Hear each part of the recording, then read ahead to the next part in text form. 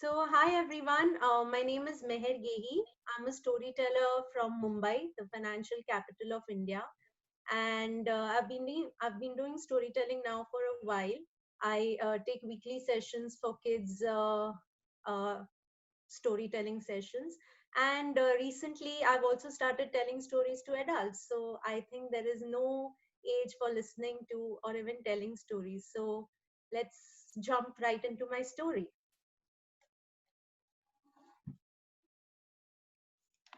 तन्हा दिल तन्हा सफर ढूंढे तुझे फिर क्यों नजर तन्हा दिल तन्हा सफर ढूंढे तुझे फिर क्यों नजर.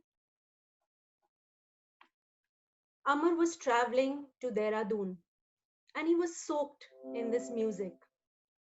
He had the train compartment, all to himself until Rohana, when a girl around 22ish got in. Amar decided to play his usual game. Wait, before you think what this game was, let me tell you. Usual game, huh? Of trying to be normal. Being normal? Well, Amar loved to pretend and act that he wasn't blind. And that's when he heard someone saying, Vedehi, listen, beta. See, I'm keeping your water bottle here, huh? Keep drinking water regularly. And also remember to eat the snack I have given you. I've packed it in your purse. Okay? And no leaning out of the window, bacha. And also, no speaking to any stranger. Am I clear? Usha Masi will be there on time to pick you up from the station. Go carefully, Mira baby, and take good care.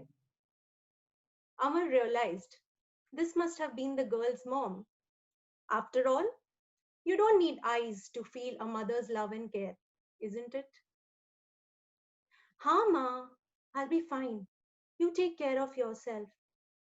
I love you, miss you. That was the sweetest voice Amar had heard. He almost fell in love with her voice. But what did she look like? He was curious. And soon the train was about to leave.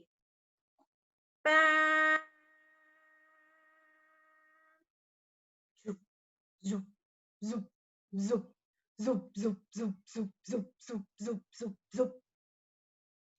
The train soon gathered speed, and Amar asked, Are you going all the way to Dehradun?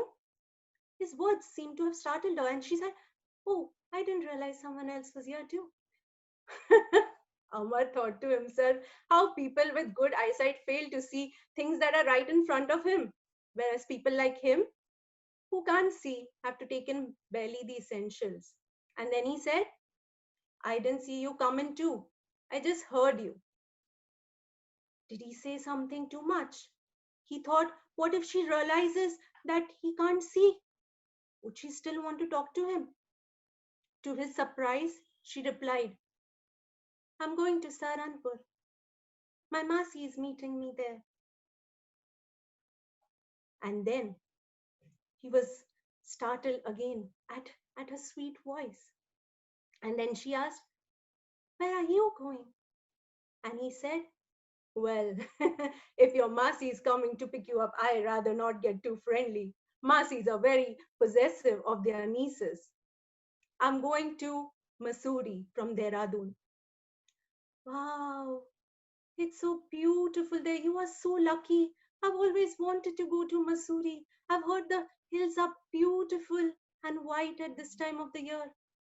Amar replied, Yes, indeed they are. The hills are covered with fresh snow, and it's a spectacular view of the valley. During the evening, we sit by the bonfire and have a little brandy. It's deserted, but still feels very welcoming. And then there was silence. Amar thought, did he speak too much? Did he say something wrong? Why did she not reply? And then he asked her, What is it like outside? She replied sternly. Why don't you see for yourself? Amar didn't know what to do. He pretended to lean out of the window, admiring the landscape, which was just darkness for him. And he heard the rumble and the sound of the wheels. Zoop, zoop, zoop, zoop, zoop, zoop, zoop, zoop, zoop, zoop. And he tried to sound in awe and said, the trees seem to be moving while we are so still. To which Vaidehi replied, that always happens. Do you see any animals? No, none.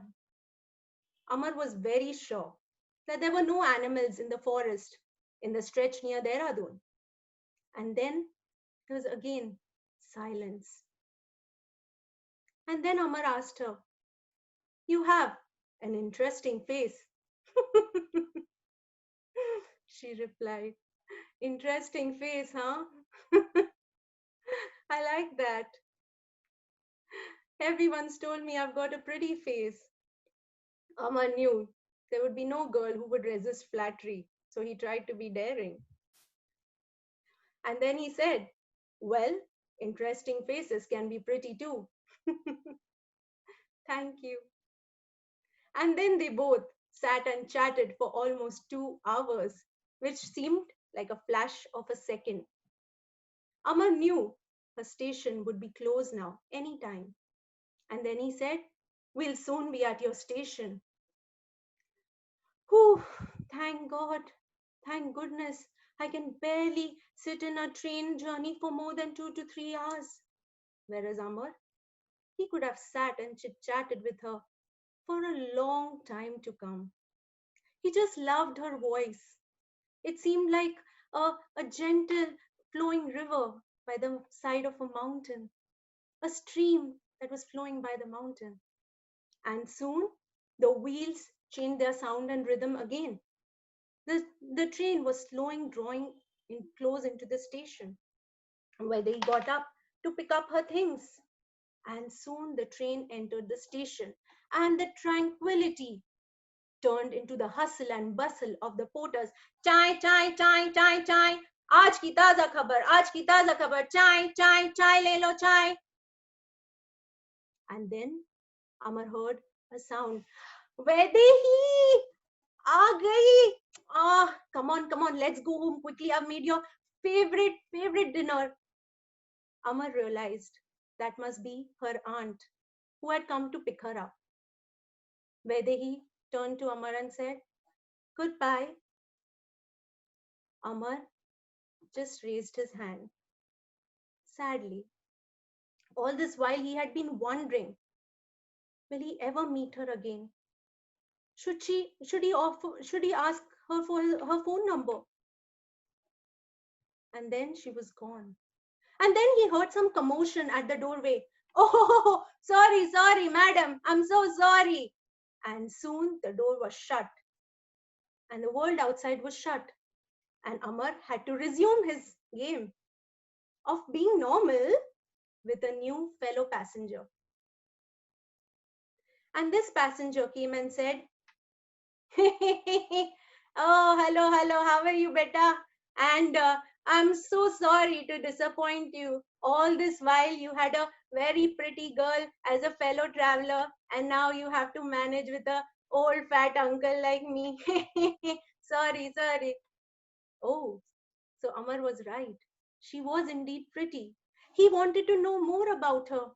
And then he asked him, did she have long hair or short hair, uncle? Could you please tell me? The uncle replied, "Eh, I did not notice all that, whether she had long hair, short hair. I just saw her eyes. They were so pretty. But what was the point? They were of no use to her. She was completely blind. Didn't you notice?"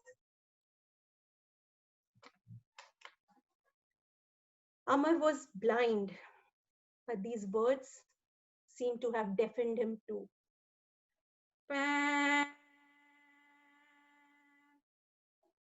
Thank you.